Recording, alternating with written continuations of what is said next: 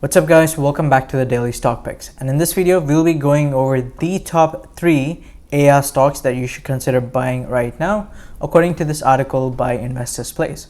So what I'll be doing for you guys today is I'll be reading over this article with my beautiful voice, commenting, and we'll be conducting my own quantitative analyses to see whether these 3 companies either belong in our dividend portfolio or our value portfolio by using this checklist.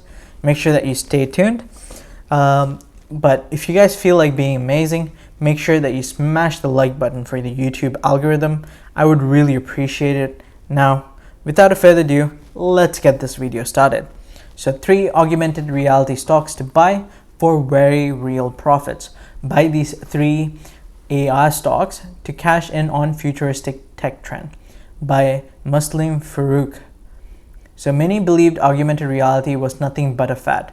Like other popular tech concepts, AR was very expensive when it first debuted, making it hard to support. However, especially after the release of the huge popular Pokemon Go in 2016, investors are now taking augmented reality stocks seriously.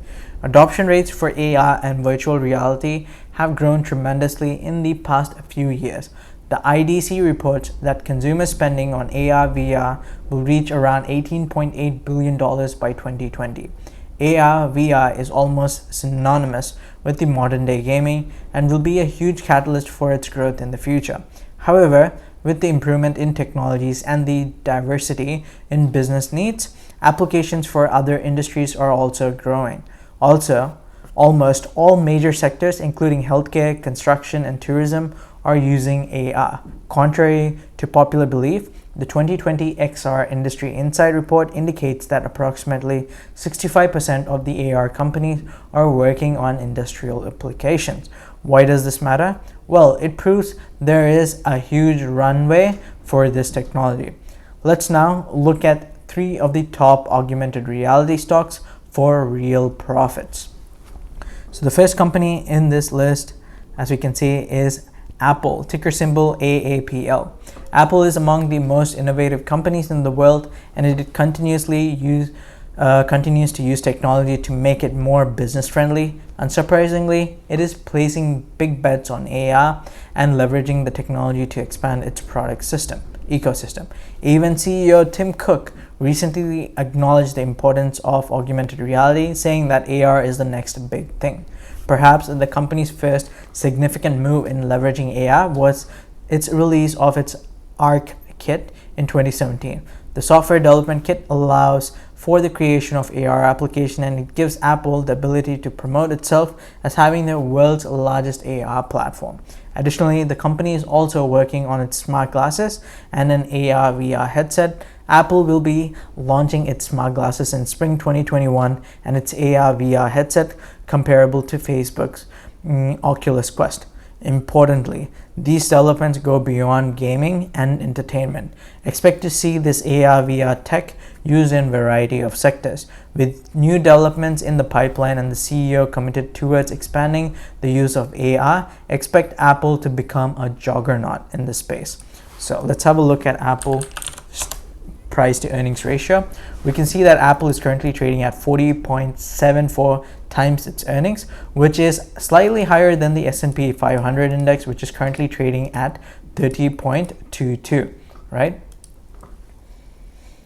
Now, in order for a company to meet my dividend portfolio, it needs to meet 4 rules, and these 4 rules are derived from these 3 books. The first book is Dividends Still Don't Lie by Kelly Wright. They have their own IQ Trends platform, which I highly recommend checking out because they purely invest in companies based upon dividend yields, right? And the second book is Get Rich with Dividends, a proven system for earnings, double-digit returns, so by Mark. And the third book is The Ultimate Dividend Playbook by Josh Peters from Morningstar. And the 4 rules are as follows. Rule number 1 is that the free cash flow must be positive. So if you want to be investing in companies where it is able to physically generate cash rather than showing up on its income statement or in its reports, right? And the rule number 2 is that the dividends that are being paid out should not be more than 75% of the current free cash flows. The reason behind this is that we know like some companies don't need to spend that much of its free cash flows because they're mature and they're like already reached their peak of their growth. But we never know what the future entails. So we want to be making sure that the management or the company is at least able to maintain 25% of its free cash flows. If it does needs to use that money, if the management decides to use it for growth or like increasing the top line and the bottom lines, and if it runs into any financial trouble in the coming years.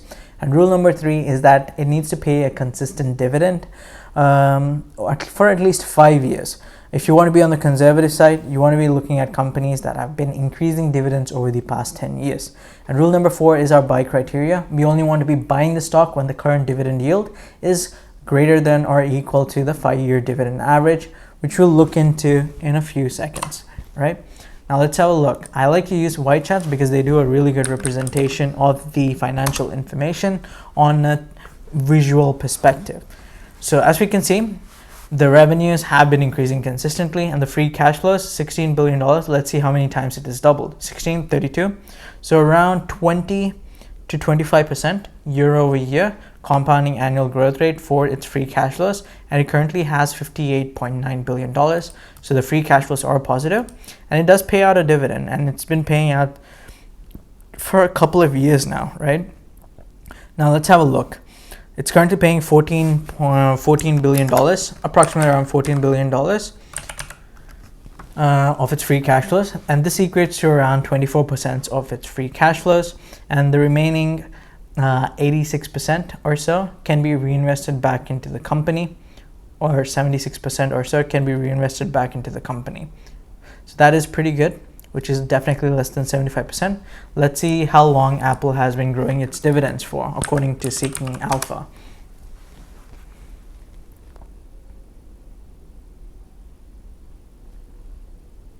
Okay, let's go back. I think I've entered in the wrong ticker symbol, sorry, AAPL. So it has been growing its dividends, has been paying dividends since 2012, and it's been growing its dividends over the past 8 years at a rate of somewhere around 10%, which is pretty good. Definitely meets the third rule. Now let's have a look at the current dividend yield for Apple, AAPL.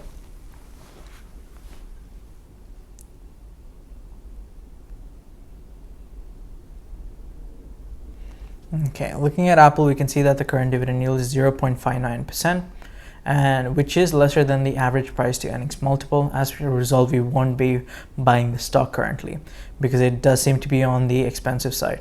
And if you were to look at it and the previous couple of years, we can see that back in May of 2019, the dividend yield has peaked around 1.66%. Just for fun, if you were to look at that particular time frame back in May of 2019, we can see that the stock was trading $50 a share, right? Now the company has moved up to $134 per share, nearly 150% return from that particular point in time to now in a single year. So which is just bananas and a really good investment. So basically Apple did do a 4-to-1 stock split right now. Prior to that, it was somewhere around $500 trading range. Now, since it doesn't meet the dividend criteria, we can still see if it meets our value prospects to see if it belongs in our value portfolio.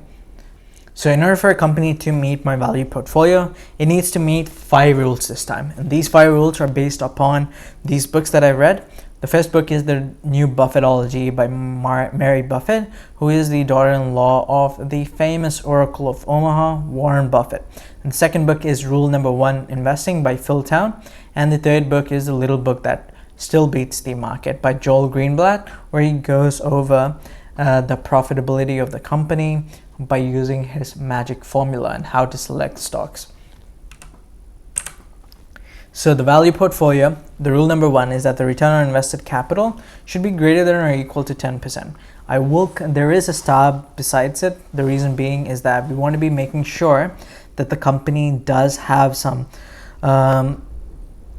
sometimes I might invest in companies which are less than this, provided that they have an exceptional balance sheet, cash flows, and they're like on a huge discount. And similarly, the second rule is that it needs to have a consistent net cash flows that we can predict to a certain extent what the cash flows might look like for 10 years from today. And rule number 3 is that it needs to have a strong balance sheet. So generally, companies take on debt in order to propel or speed up its growth prospects, right? So some companies manage this long-term debt pretty good, and some companies just go bananas with it because it's this type of industry that they're in, and it would take maybe 20-30 years in order to clear its long-term debt, which is not an attractive sign because we don't know what the future entails for the industry and stuff. So you want to be on the conservative side, and a good rule of thumb is 6 years or less than 6 years, right? And rule number 4 and rule number 5 is the buy criteria. According to rule number 4, we want to be buying the stock when it is at a 20% discount from its fair price. We'll be doing that calculation in the Google spreadsheet within a few seconds. And if rule number 4 isn't met, we can consider investing from a value perspective if the current price PE ratio is less than the 5-year highest PE ratio and lesser than the S&P 500 index. Yep. Now let's have a look at Apple stock. AAPL. The current price return on invested capital is 26.30%. So the higher the number, the better. So definitely really profitable. And even at the lowest, we can see that the company has only reached around 20.80%, which is pretty good.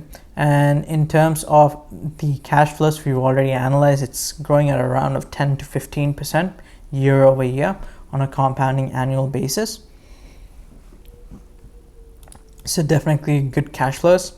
And the total long-term debt, we can see it has around $112 billion, which it owes to third parties. And in its balance sheet, it has a current assets of $140 billion. So current assets are basically the assets that can be liquidated into cash within the coming 12 months. So these are the most liquid assets on the balance sheet. And it should be able to clear it off instantaneously if the management chooses to do so within the coming next 12 months, right?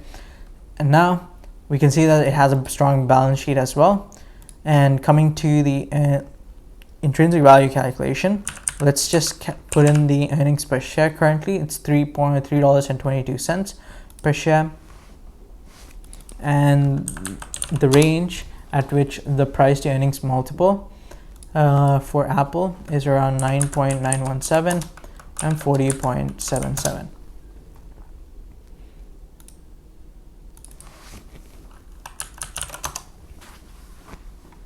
And the analysts are estimating that the company could grow somewhere around 12.46%, which is similar to the past 5 to 10 years.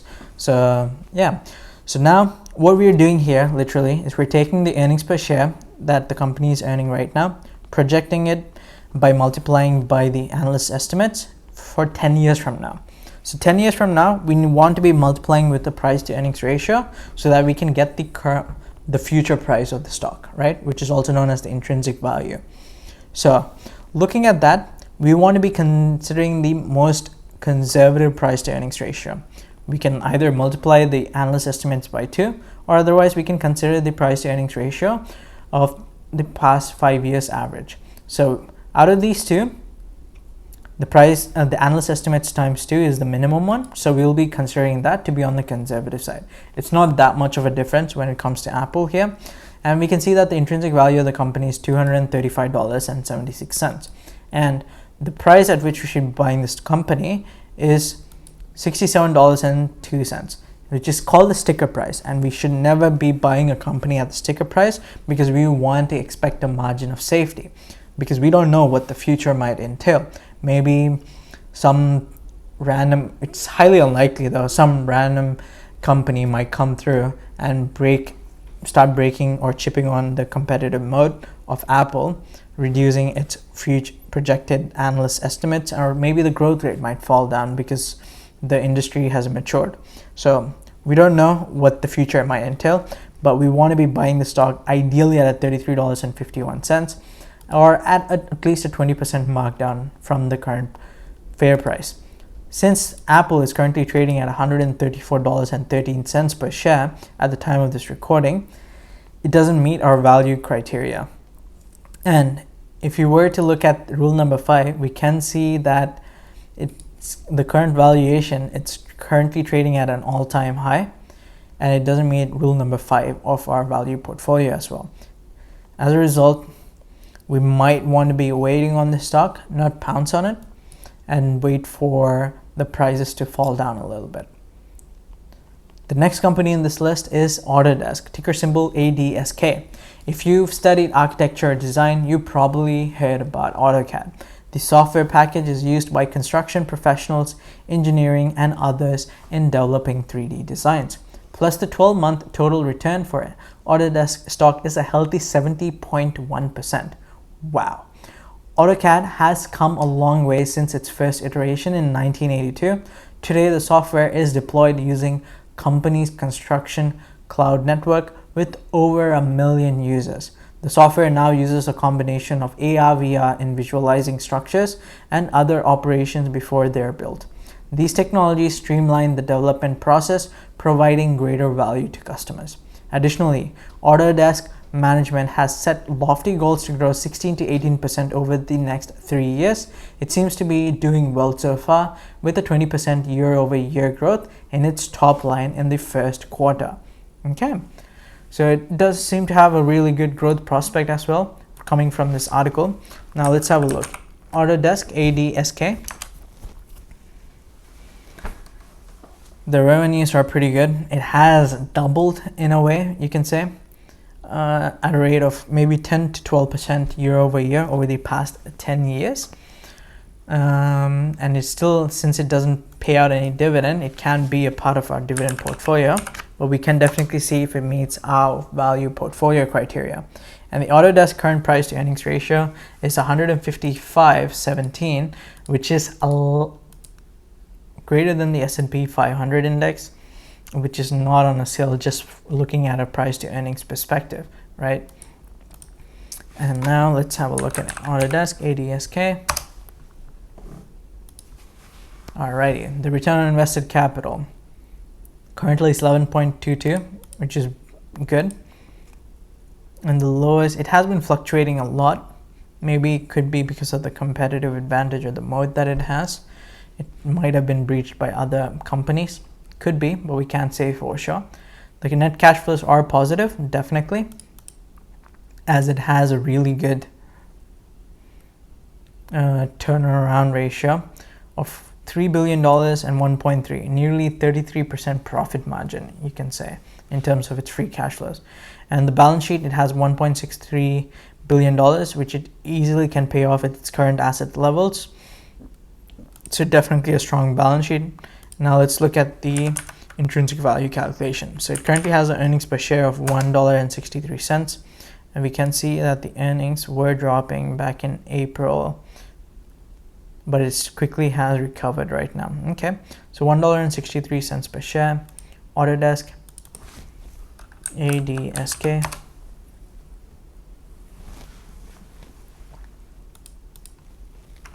It's 127.66, 624.68. All right, and the analysts are estimating that the company could grow somewhere around 33% over the next 5 years. So you want to be considering the most conservative one, 66.14. That will be the price to earnings ratio. The fair price at which you should be buying the stock is $400. And if you were to consider a markdown, yes. So coming to the margin of safety, so we ideally want to be buying the stock when it is at a $200 price range. But its current valuation is $253.44, and we want to be buying the stock when it's at least 20% markdown, which is below $320. As a result, Autodesk does belong in our portfolio as in terms of a value perspective.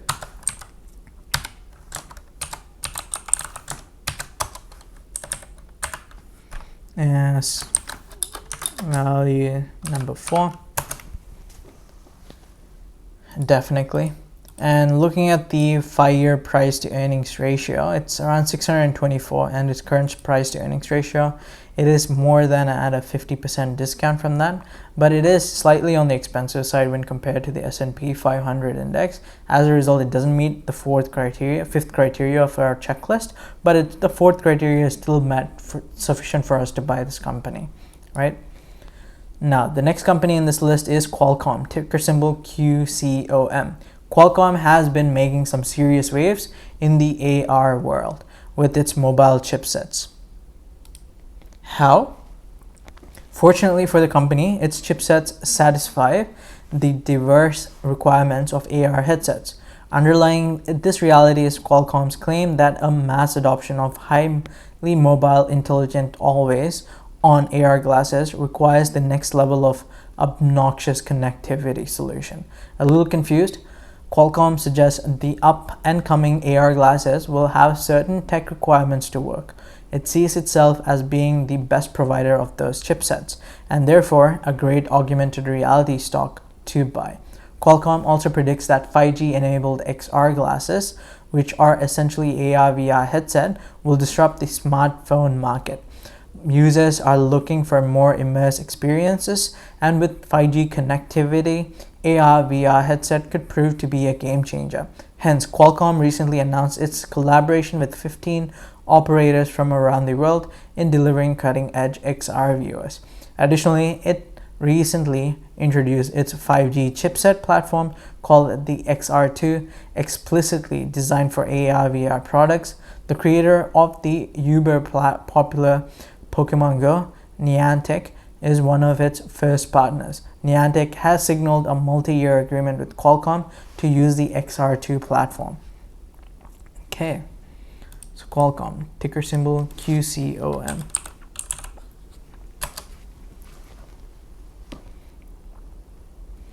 Okay.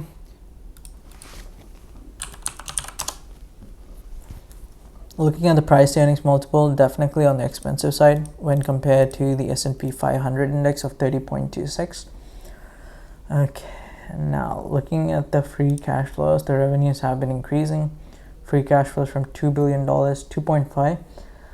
You can say it grew somewhere around 10 to 12% year over year, if you were to look at that.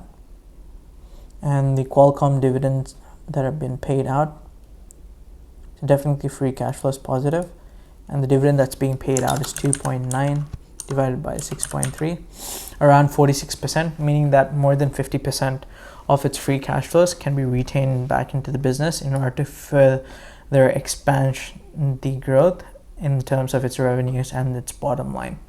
So definitely this, and let's see how consistently it has been growing its dividends. So Qualcomm, ticker symbol QCOM.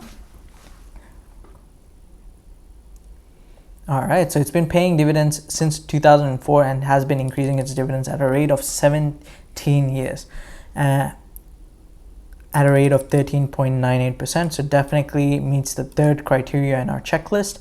Now let's have a look at the dividend yield for Qualcomm. So we want to be buying the stock when the current dividend yield is more than the 5-year average.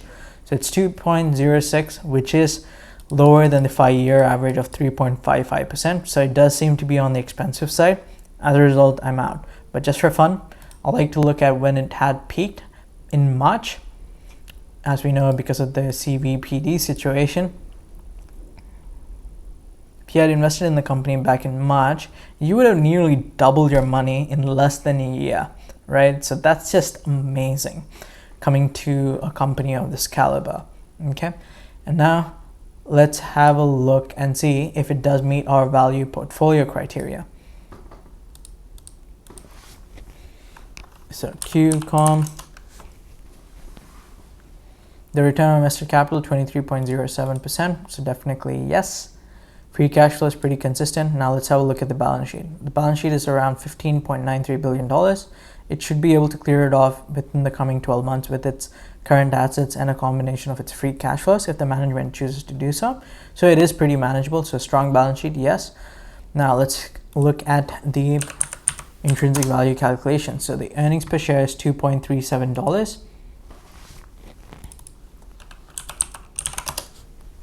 And the price to earnings multiple over the past 5 years range is 14.23, 51.46.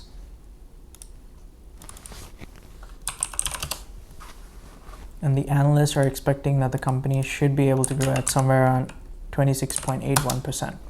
So around 27%. To be on the conservative side, let's consider the minimum one, which is the price to earnings ratio this time, which is 32.85.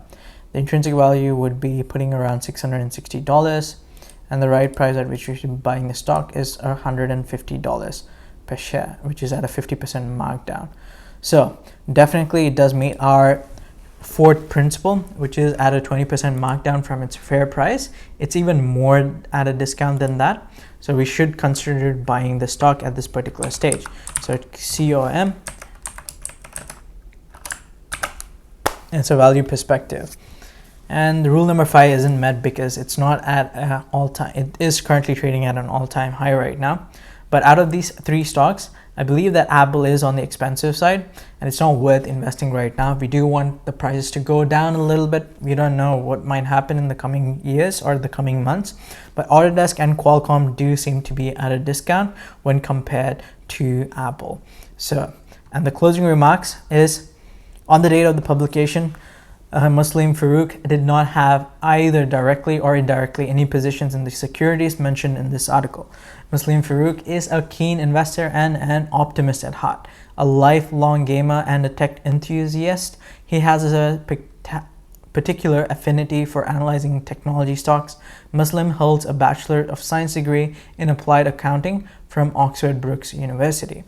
Okay, so if you guys have stayed around till the end of the video or watching this part of the video, I really appreciate it, guys. Thank you so much. So full disclosure, this video is for your education and entertainment purposes only. There is no guarantee that you will earn any money using the techniques and ideas mentioned in this video. This is not financial advice, so please consult your financial or tax professional prior to making an investment in these companies.